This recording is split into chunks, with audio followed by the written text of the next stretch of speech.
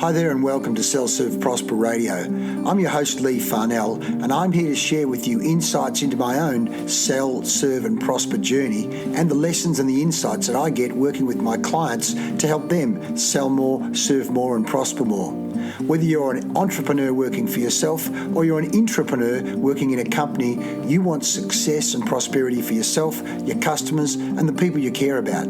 So in these episodes, I share with you interviews, inspiration and practical insights to help you with the real-life science and success of service-based selling, persuasion, influence, management and leadership. Sell, Serve, Prosper Radio is dedicated to helping you and those people you care about optimise your personal and your business potential. I want to help you sell more, serve more and prosper more. So if you want some more tools and support to help you, go to sellserveprosper.com.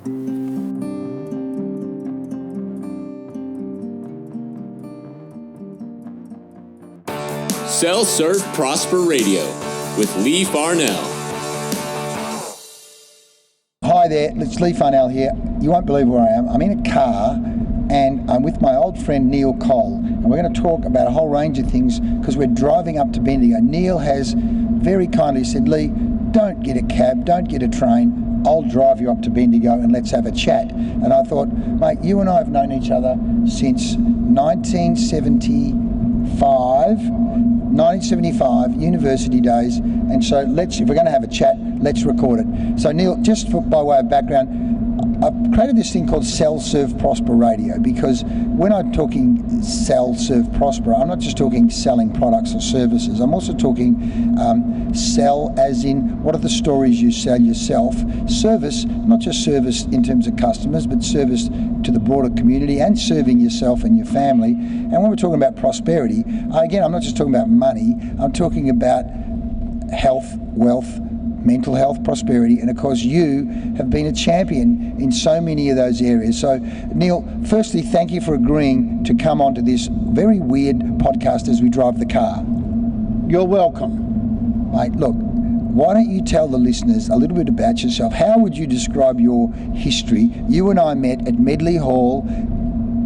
What was that? What number Drummond Street, Carlton was that? 48 Drummond Street, Carlton. In 1975, we were both first year university at Melbourne University. You were doing law and I was doing human performance. Recall those days, but tell people a little bit about your journey since 1975. And of course, there's 3 volumes. It's like, that could be the life and times of Winston Churchill. But how would you describe your journey in 2 to 3 to 5 minutes? Well, I started off doing law at law school, obviously, at Melbourne University, and I was going to be a big-time criminal lawyer. That was my aim, my ambition. But I also wanted to be a member of Parliament at the same time, or involved in politics and go into Parliament. Now, my time at university was a little bit checkered because I suffered very severe melancholia and depression because I'm bipolar mood disorder, which wasn't picked up in those days. We didn't know anything about that in those days, did we? We knew nothing. All we knew was that I would have moments of pretty bad melancholia, but we didn't even know that, though. We'd attribute it to my studies, or that I didn't have a girlfriend, or that somebody had done the wrong thing by me, as anything, any one of a number of things. But I got through it all and went on to do law after I finished my articles, which is the year you spend with another solicitor. I worked at the Flemington Legal Service. I established the Flemington Legal Service, mostly working with young people and single mothers and others, and going to court a lot for people. And then at the end of 7 years, I did get pre-selected for Parliament, and I went into Parliament, and I was in Parliament for 11 years. And then I got out in 1999, and I became a professor in mental illness, and particularly the links between creativity and mental illness, primarily dealing with people who have got schizophrenia. And so I did a lot of other work. I've done a lot of work on depression awareness, a lot of work on bipolar mood disorder. I was finally diagnosed with bipolar mood disorder, or manic depression as they called it then, when I was 35. So it was a bit of a revelation, a big change in my whole way of existing. So since 1999 and up till now, I've been working predominantly with people with schizophrenia, with my project, Bipolar Mood it's called Into the Limelight. We try to get people who have schizophrenia and get them involved in theatre or making films, whatever, to see whether we can improve their health. So that's basically me in a nutshell. I've got two boys, one's nearly 30, the other one's 27. I'm divorced, I live alone, but I'm actually quite happy.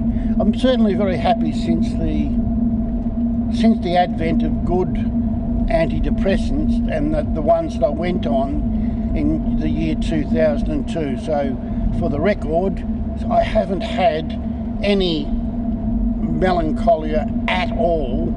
I've had minor depression since then. Mate, what a story. And as you say it, I'm thinking back to various moments in time. I remember at college, yes, we used to go, and of course I used to call you Curls because you had such curly hair, because as you know, I'm so interested in hair because my hair was falling out and receding while you kept having curly hair, so I called you Curls. So going to your room at times, I'd walk out going, why am I feeling so low? But that because you as you say, you had that melancholia, but we didn't know anything about mental health or any of those things in those days. And then you came to Perth to spend some time with me and stayed in our flat, and I remember you said you had a tattoo, and I said, Curls, what are you doing with a tattoo? I couldn't imagine you getting it. You talked something had happened in terms of some kind of 2 or 3 days had disappeared, and I thought you'd been out in the grog and wasn't on the grog. So all of these things that we didn't know anything about, and of course you have been such an advocate. I remember you gave me a book when you called it Democracy for Dummies. You were taking off one of those for Dummies books, Democracy for Dummies. Was it by Geoffrey Kennett? Was that what you said? No, that was the title. It was Government for Dummies by G.J. Kennett, which makes me, I forgot to mention the fact that I've also written 32 plays, that I became involved in theatre world and writing plays in particular. Mate, well, as the people won't know, you've been an award-winning playwright. You've also written the book. What was that book called? Because that was a fantastic book that really highlighted the symptoms, but within a story in and around, was it bipolar? Tell me about that one. I've written 2 books, but that one I think you're referring to is Colonel Surrey's Insanity. Yes. And then there was the book, a memoir of mine called Stability in Mind. Mate, and that also reminds me of the play, one of your many plays, the play about Dr. Cade that I was lucky enough to see up in Sydney. Was that at the Stables? It was at the Stables in Sydney, yes, that's right. And the way you wrote that play and the way that play was presented was just fantastic, because it showed the battle between the chemical approach to treating through the use of by the fluke of discovering lithium, and then people talking about, well, is it something to do with your relationship with your mother or your dog or the psychotherapy? Do you just want to touch on that vignette in itself, the battle that's gone on there? Well, that's Dr. John Cade was the man, an Australian, who discovered lithium, which I'm on, and lithium has been such a revolution in 2 ways. One, it helped people with bipolar, but also it was the dawn of the era of psychotherapeutic drugs for people instead of just counselling or psychotherapy, and they have been so effective for millions of people. So that was, but it's very, very hard to overcome the problem of people thinking that you are a certain way mentally because of your upbringing. And of course it's nothing, it does affect you, but mostly it's to do with genetics and where you are, genetic illnesses, be it bipolar or schizophrenia.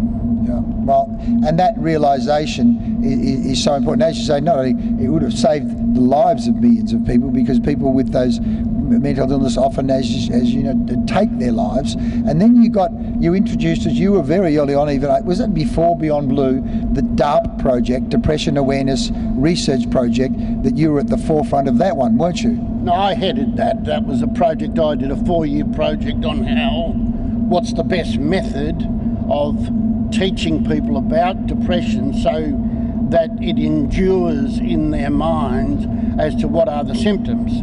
So that means if everybody's aware of the symptoms, either they can see themselves have it, but also for other people to be aware of what it actually is. And of course, the destigmatisation was such an important part of that project, and raising awareness. And we spoke about, well, the workplace would be a very good place, the ideal place to raise that conversation and bring that to the fore. And you said, do not set up a charitable foundation to do it, but we did it anyway. Peter Simons and I, called the Positive Workplace Foundation. But the point there was that we did our darndest to try and raise awareness, and of course these days the conversation both through AFL football, the workplace, what year was that? That would have been in the early 2000s, early to mid 2000s, and of course in that last 15 years there's been really, in many ways, tremendous gains in the quality of the conversation. Would you say? I mean, I'm sure you'd say there'd be things much more to be done, but what's your view on since the DARP project to now, the change that's gone on? Well, the problem is that it's like anything, it becomes an industry, so everybody's into it now, everybody's talking about it, asking for money, doing different things. We have probably overdone it when it comes to stigma, etc., and we are not concentrating on the very severe form of the illness, i.e. melancholia. That's where people are really sick, they can't function, they can't get out of bed, and so on and so forth. So we have come a long way, there's no doubt about that, but we haven't come as far as we have to do if we want to resolve a lot of the problems of melancholic depression in people.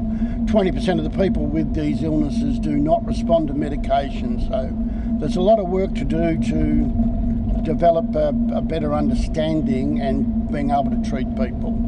Heavy. But it's interesting, our lives, I mean, we've always, been in communication and anyway, but me being an advocate for exercise, you, over the last, you can tell the people, but you've got into running as part of it. And I know even you were even promoting some research projects in the relationship between mental health and exercise. A, what's your history with that? But two, what about the role of exercise in treatment and or prevention, or at least holding at bay? What's your view on that? Well, I took up running 15 years ago, and I've stuck at it with a running coach, and I must say that it's been a very good exercise. Diggers rest, and then that takes us to Bendigo. It's been a good exercise, has been very, very good for me. For physical things, but also for when I'm feeling a bit low and I go out, often it's been 200 to 600 metres, problems gone. So exercise is a very important part of mental health, but it's not a solution. Like people think, not a panacea. People think I run marathons and exercise and go to the gym, that's somehow going to resolve a problem of bipolar mood disorder. Invariably, when people do something like that, give up their medications and so on, they have a whopping great big collapse not long after. So exercise is good, not a panacea, but very important for our day-to-days. I don't think... As Bendigo, we turn right. I don't think you can really underrate the value of exercise. That's my observation of it, and personally, but also what I see where people are walking, doing something, it's certainly a very, very important aspect of the treatment of people and management of their illness. Yeah, brilliant. mind. Well, when we talk about prosperity, often, and even serving yourself, we talk about mind, body, spirit, and looking at that relationship. And certainly, the people I spend time with, whether it be the Ayurvedic medicine, from the Indians, always going breathing, mindfulness. Now, of course, as you say, if someone's got a clinical condition, then that's a whole other story and level. But from a prosperity point of view, routines of exercise, routines of hanging out with people. By the way, did you ever come across Martin Seligman, that guy, the School of Positive Psychology guy? No, I didn't. Okay, so Seligman, in his book Authentic Happiness, he set up a school of positive psychology. In other words, what when we study happy people, what are they doing? And he said one of the key predictors is number of social connections. In other words, seeing people. And yet, I'm sure with melancholia and depression, people want to not be with people, but in fact be on their own. Would you say that? I was not capable of being. Right. I was just listening to the swimmer, the big swimmer, Ian Thorpe. Ian Thorpe, talking about his depression, and he said, he can handle it, but there's some days when he just can't get out of bed. Wow. And what it is your mind just turns off. You're totally going to sleep all the time. So melancholy is a very difficult thing that's not going to be resolved by, positive thinking or other things. No. You need to have a more... and so they don't connect with people.